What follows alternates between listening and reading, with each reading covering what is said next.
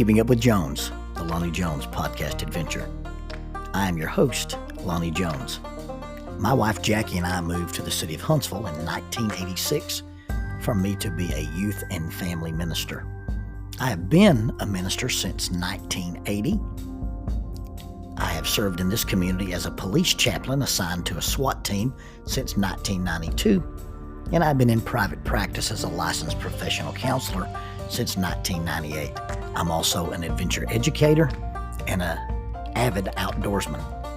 I dabble in rock climbing and I goof around with Brazilian Jiu-Jitsu. Our life has been full of many wonderful experiences and some just outright adventures. I used to write about those things in a little church bulletin article. So now instead of asking you to read those things, we're just going to talk about them in our podcast. And as we talk about them, we're going to talk about the facts. The facts lead to concepts, and the concepts lead to application. One caveat about the facts is, for the most part, we're going to tell you the facts just as they happened. But every now and then, we're going to tell you the way other people have told us they remember it happening with a little bit of embellishment. It's all good, clean fun and for educational purposes. Thank you for listening, and we hope you enjoy Keeping Up with Jones.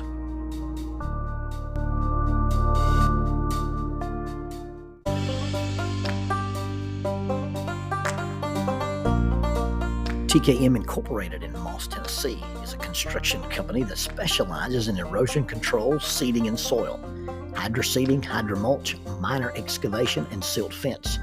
They also provide traffic control and construction signs. Their business is keeping people safe, but their passion, their mission, is they wish that all men could be saved. TKM has adopted the nickname the King's Men because as they serve you, they also serve the King. If they could provide any of their services for you, please contact them at 931-243-3958. That is 931-243-3958. Or you can contact them on the net at tkminc2001 at twlakes.net. That is tkminc2001 at twlakes.net. TKM Incorporated is a sponsor of Keeping Up with Jones, the Lonnie Jones podcast adventure.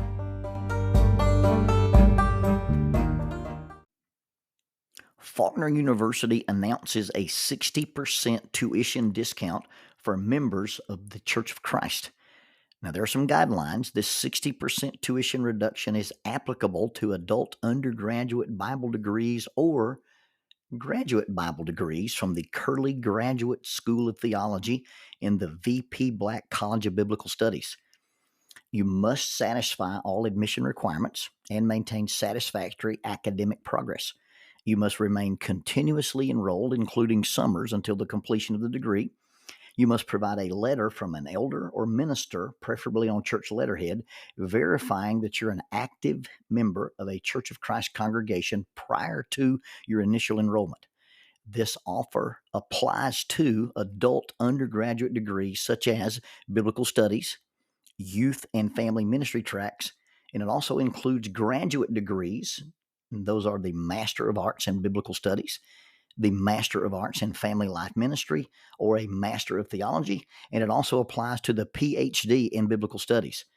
For undergraduate inquiries, please contact Adult Enrollment, 334-386-7140, 334-386-7140, or Adult Enrollment at Faulkner.edu. That is Adult Enrollment at Faulkner.edu. For graduate inquiries, please call 334-386-7539, 334-386-7539. Graduate enrollment at Faulkner.edu. That is graduate enrollment at Faulkner.edu. Faulkner University is a sponsor of Keeping Up with Jones, the Lonnie Jones podcast adventure. It is not unusual for my daughter to call me on the phone, and it was not unusual for my daughter to call me from college. I answered the phone and was bombarded. Now, when she calls, she's usually torqued out to about 4,000 foot-pounds. There's never a, hello, how are you doing? She enters a phone conversation like Kramer enters a room on Seinfeld. Dad, my phone is blowing up. My friends in college said you were seen on CNN. What's going on? Well, I wasn't on CNN, but I was at UAH. Shortly after 4 p.m. on Friday, the 12th of 2010, a teacher in the Anatomy and Neurosciences department was attending a faculty meeting, and at that meeting, she was denied tenure. At the end of the meeting, the teacher removed a Ruger P95 9mm handgun and shot 6 faculty members. She killed 3 and wounded 3. My pager went off, and I responded to the scene without much information. It was a SWAT call out. I got on campus, and among the things that I did, I spoke to many traumatized people that day, and including a lady who was in the room where the shooting took place. I had been working with people in a line. They were sitting in chairs in a hallway, and I was talking to them one at a time, taking them into a little anteroom and speaking to them. It was my turn to be done, and I went outside and I sat in what I thought was an empty hallway. And at the far end of the hallway, in the dimly lit corner, I saw a lady sitting by herself, and I approached her. And she didn't have a 1,000-yard stare. She was staring off into infinity. She was in shock. As we began to talk, she had been in the room. The pistol had been placed on her forehead and had said click instead of bang. It had failed to fire. She was in that place where your mind is rational and irrational at the same time. And she was struggling with the fact that why she couldn't have stopped it, why she couldn't disarm a lady with a gun. And I asked her when she earned her black belt in Brazilian Jiu-Jitsu, and she had not had a black belt in Jiu-Jitsu. So we determined it wasn't her job or responsibility to take the gun away from someone. I spoke with her a long, long time, and finally connected her to family members, and they came to campus and took her home. That moment was not captured on CNN. And until now, there are only ever 2 people who ever knew about it. If, that's a big if I was on CNN, I was dressed like a civilian and was wearing maybe a windbreaker that had Chaplin on it, I wasn't wearing any body armor, and I definitely wasn't running any buildings. And my role there that day was not looking for or dealing with the shooter, but was simply the ministry of presence in dealing with the traumatized. If, and that's a very big if I was on CNN, it was because Mark McMurray had called me to him and pointed out a distinguished-looking lady standing in front of the door of the building where the shootings had taken place, and simply said, you need to go get her out of here. You need to remove her from the scene. And I said, well, why me? He said, because she's trying to enter a crime scene, and it'll look really, really bad on CNN if guys in body armor or black uniforms drag her off. Her spouse lay dead in the building. And in a part of her mind, she was afraid he was cold, and she wanted to go into the building and place a coat on him. She told him to wear his coat that day. The human mind can separate realities in times of intense trauma. I softly explained to her that the men in the building would treat everyone with dignity, and there wasn't anything that they needed that wouldn't be done for them.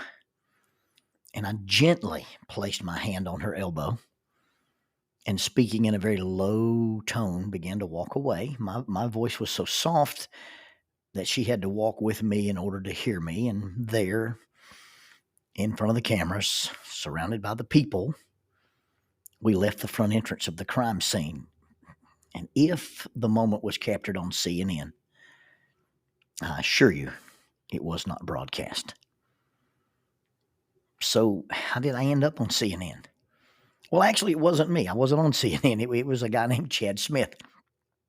Chad was running toward the building wearing body armor but no helmet.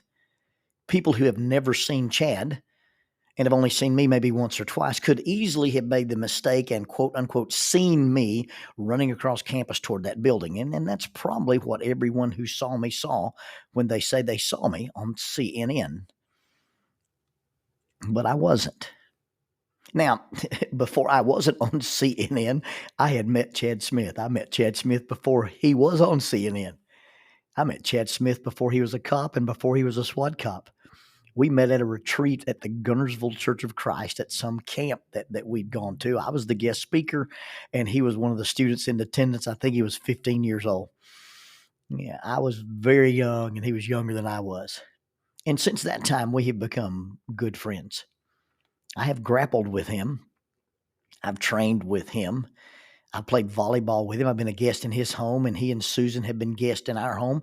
He helped me with my kitchen remodel. He rode to Georgia with me on multiple occasions to help me build the treehouse zombie fort for the Minions. Chad, Tim Rhodes, and I moved an 800-gallon water tank with 2 ropes and a Muntner hitch and a knuckle boom loader. We've had lots of adventures together. He introduced me to The Chosen. I was at his house the night that Matt Hughes beat Hoist Gracie on the UFC. We watched that fight together. But most importantly, Chad Smith taught me how to have conversations about Jesus. Now, you'd think that's an odd thing for a minister to say somebody taught him. You see, I've sat in small groups where Chad led the conversation. And that's exactly what Chad's gift is. He leads conversations about Jesus. He doesn't do lessons. He doesn't give sermons. He doesn't give devotional talks. He has conversations about Jesus. And at age 15, he changed me as a parent before I was a parent. Among the things I learned from him, the first thing I learned from him was what I call conversational spirituality. I learned it from him when he was a student at a retreat that I was the speaker at. Now, you got to understand, in your ministry, you go through stages. And there are stages when nobody knows you, and they hear you speak, and they say, hey, one of these days you're going to be a fine speaker. Then you have this stage where you speak somewhere and people walk out and say, I remember when you were a really, really good speaker. You've never reached the place where you're a good speaker. But there's also that thing where you age. At my age now, I show up at a camp or show up at a retreat or show up at some event, and they go, Brother Jones, we have a private cabin for you that has soundproof rooms and an air conditioner. Would you like to go there? But in those days, in the days when you're young, you pull up on campus and they go, hey, Lonnie, we're so glad you're here. We've got you a bed reserved in the boys' bunkhouse. The boys' bunkhouse. You're the guest speaker. And they're going to house you in a room with no walls or partitions, with just bunks stacked to the ceiling with a bunch of teenage boys. And teenage boys like to play pranks. They like to harass people. That's just the nature of teenage boy culture. And so you go in as the guest speaker. Now, if you're going to be the guest speaker and you're going to be housed in the room with the animals, what you've got to do is you've got to find the top bunk. That top bunk should be in a corner. That way there's only one way to approach. It's kind of like Thermopylae. If they come after you in the night, they can only come in one way. There's one way in, one way out. I usually walk into the bunk with my gear, throw my gear on the top bunk.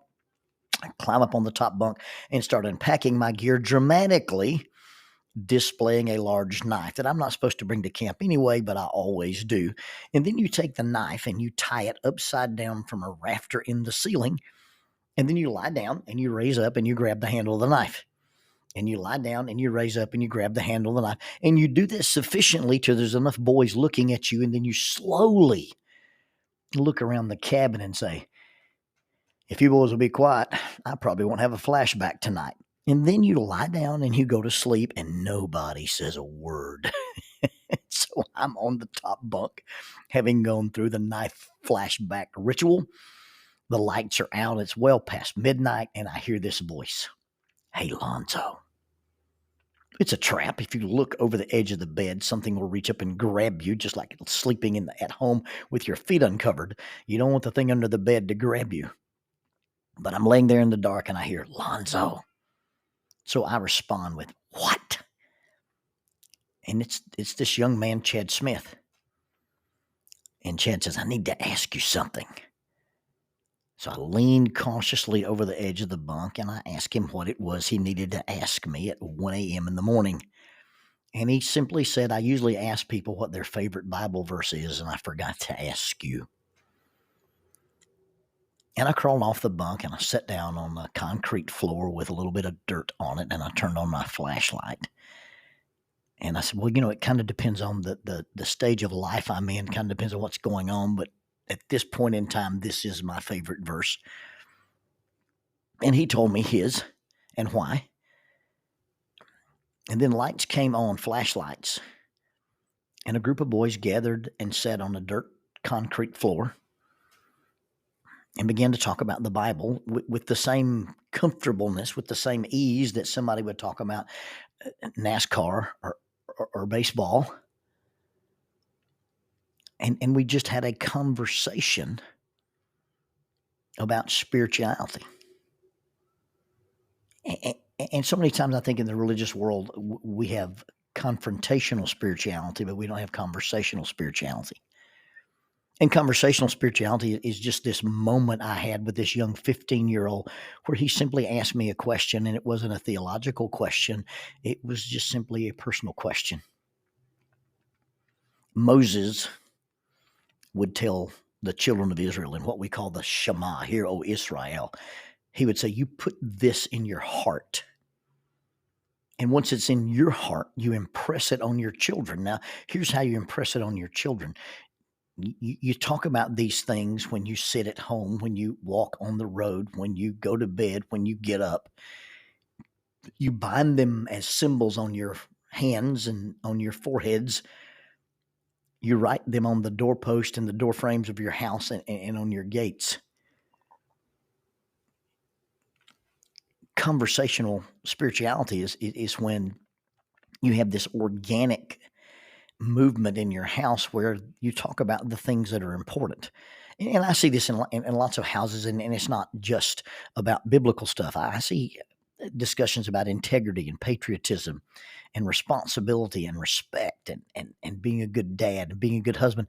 But it's not a thing where you sit down and say, I'm going to give you a lesson. It's the lessons that you're taught as you lie down and as you walk and as you rise up, and the things that you put on your bracelets and your ball cap and your T-shirt and the tag on your car and the flag in your yard. I know a lot of people want their family to have this spiritual orientation, but we struggle with it because it's not organic. It's not conversational. It's staged. I often ask people in parenting classes, anybody here ever struggle with a family devotional? And family devotional is where you're supposed to get your family together and for a few minutes focus on these religious or spiritual things.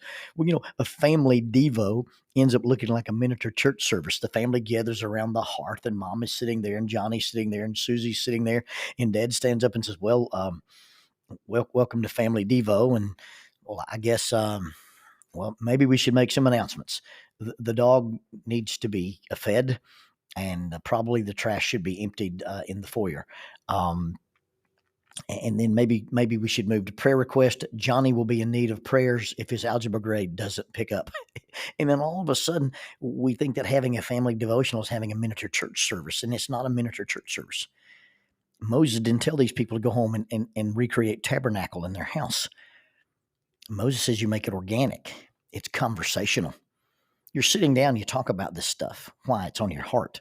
You go to bed, you talk about this stuff. Why? It's on your heart. You get up in the morning and you begin to talk about this stuff. Why? Because it's on your heart. If you have an opportunity to talk about it when you're walking on the way, and you have a sign on your door and a sign on your gate, and you have it on a flag in your yard, and all of a sudden, this thing that we do as Christians, as spiritual people, it's on our bracelets, it's on our T-shirts, it's on our ball cap, it's on the tag on our car, it's on the flag in our yard, it's on the posters in our office. And what that creates is a devoted family. And a devoted family is way more important than a family devotion. See, when these things become intertwined and part of your life, you have a spiritual subculture.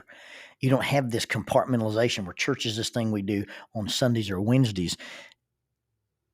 But talking about God and God being a part of our lives and us being a part of a godly life is just what we do. It's part of our meals, it's part of our rituals, it's part of our routines, it's part of our vacations, it's part of our trips.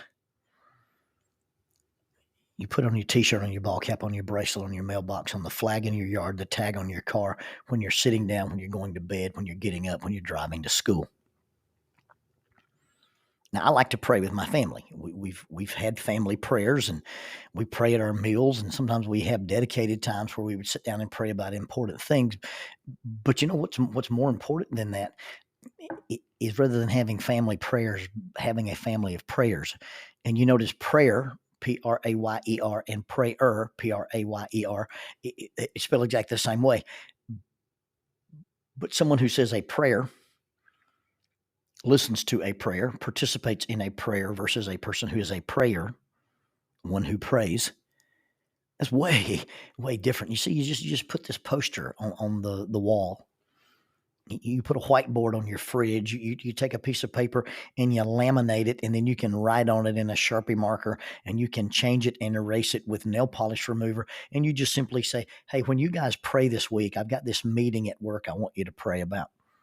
Hey, when you say your prayers this week, whether it's at your meals or whether it's before you go to bed, when you're by yourself and you're praying alone, I've got this guy that I work with and I'm having a problem with. I want you to pray about this.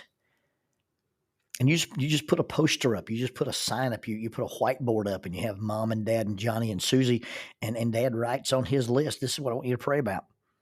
And then Mom writes on her list what she wants you to pray. And at some point in time, maybe, just maybe, Johnny and Susie will say, well, by the way, I want you to pray about this. And I like to pray with you, but I also like to just have the assumption that you pray, that you're a member of our household, and not only will you pray with me, but you'll pray for me, and you pray when you're not with me, and you pray when I can't see you. See, some of these things can be staged. Devotion can be staged. A lesson can be rehearsed. But when you create a spiritual subculture in your family, then you have this organic discussion about God. It's in the normal context of everyday life. And that's more important, because your everyday life then reflects what's actually important. And then it becomes encultured, and it becomes authentic. Jesus said, out of the abundance of the heart, the mouth speaks. If it is not in our heart, then all the staged family things won't translate. If it stays in the building and never shows up on our bracelets, on our t-shirts, on our ball caps, on our car tags, on the flags in our yard, and in the discussions when we sit down and we lie down and we rise up, and when we're walking and when we're driving, when we go to bed, if it's not in our heart, it will not appear on our posters, on our walls, the tags on our cars, the flag in our yard. And even when it does appear in our hearts, it will not appear on CNN. But the important stuff is not always on CNN.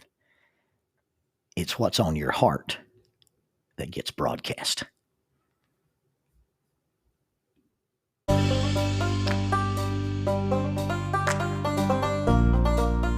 Using the tool of shortwave radio, World Christian Broadcasting literally covers the world every day with the gospel. They use 2 large curtain antennas. One is located in Anchor Point, Alaska, and the other in Madagascar. They send out messages that are recorded at their international home in Franklin, Tennessee.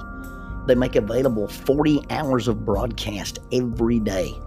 The broadcasts are made in English, Chinese, Russian, Spanish, Portuguese, Korean, English for Africa, and Arabic. They would love for your group to visit them. You can bring your ladies group, your youth group, or your men's group. Just give them a call at 615-371-8707, 615-371-8707, or you can go to 3W's and a dot, worldchristian.org, find the Donate Here button, and make a financial contribution to support this work that literally covers the world every day with the gospel. World Christian Broadcasting, in cooperation with Keeping Up with Jones, the Lonnie Jones podcast adventure.